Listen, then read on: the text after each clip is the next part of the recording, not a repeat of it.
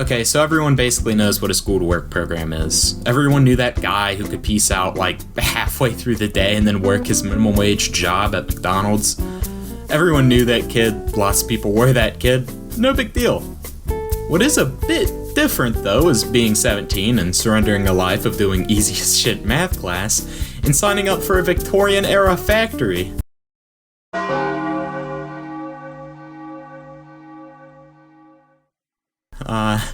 After having worked 2 different jobs previously involving customer service and just generally being treated as an Old West spittoon at both of them, I decided a factory might have been a better option. Better hours, better pay, and a more mature job I could then flex with on a reference for a job I actually want in the future.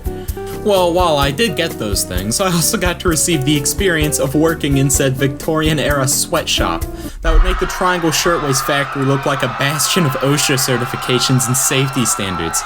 This factory I worked in wasn't a nice mega corporation factory plant where they obey OSHA to a T and make sure everyone is safe at all times.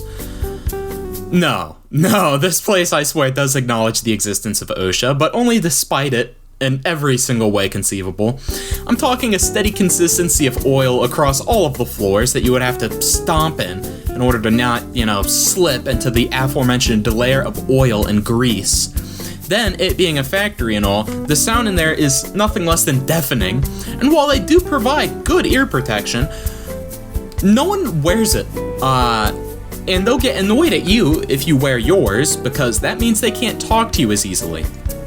Which I don't understand the colossal difference between talking to someone with this going on. So yeah, basically what we'll have you do is we'll have you load up the bars and do or this going on. So yeah, basically what we'll have you do is we'll have you load up the bars and do. And whenever you fix the machines, one of the protocols is to stick your finger in the hole that cuts the solid metal bars and check for scrap metal in the hole that could be causing a problem. Let me repeat that. You stick your soft, fleshy fingers into a fucking saw hole that is designed to turn metal bars into various parts, and they want you to put your finger in this dark hole that you cannot see and feel around for metal shrapnel and Tevans. I can hear you asking, wouldn't that cut up your finger if there was metal shrapnel? Well, you hit the nail on the head, because that's exactly what they want to happen. They say that if you pull your finger out and there's no lacerations, then it's okay. And if your finger is gone, then machine bad, please fix somehow. That's just one of the things they have you sticking your hands in with these machines. There's one part of the machine where you have to stick your entire arm in the machine and grab as many parts as you can before the conveyor belt gets over to your arm and forcibly dislocates your arm. It's like a funny mini game. You either get your arm out in time, or you don't have an arm. What's your reward for this game, you say? Certainly they compensate you for such a risk. No. No. The old boss glares at you and hands you your 16 an hour, and the one saving grace of the whole thing, the one reason I did this, the only reason I devoted all of this time and plunged the last 3 months of my high school career into squalor, the reason was for a somewhat decent gaming PC, and you know what happened? I watched in misery as every time I went to Ironside's website, my pre-built PC's price went up $50, then $60, and then finally $1,500 fucking dollars. Cause some rich assholes in China decided to mine some fucking crypto and utterly ruin and drive up the price of computer parts several fucking trillions of percents. So while they're sipping their chai lattes they paid for with their fucking crypto setup, I had to slave away in misery, covered in God knows how much oil, which isn't standard oil, might I add.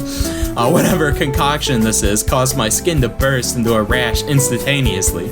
And I do all of this just to come home at the end of the day, with triumphant music playing in my head, knowing that I earned that goddamn PC, only to see a giant middle finger from Ironside telling me the PC is fucking quadrupled since the last time I checked. And now I have to work more at the factory, and then I despair as I think of heading in the next day for more months at the factory, praying I'm not too slow grabbing the parts from under the conveyor belt that I don't dislocate my arm or worse.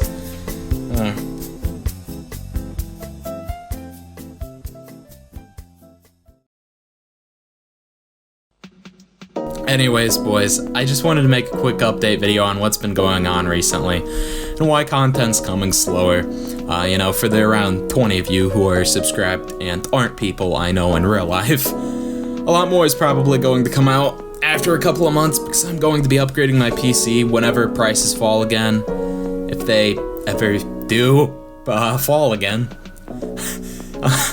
I'm making a Fallout 4 video that should come out in like a couple of weeks. Should have been out sooner, but my PC sucks ass, and so I can't record without it being 10 frames a second, and nobody wants that. Anyways, I'm gonna do a video on Elden Ring sometime, but it's pretty far back in the pipeline. But it'll all work out good. Anyways, see ya.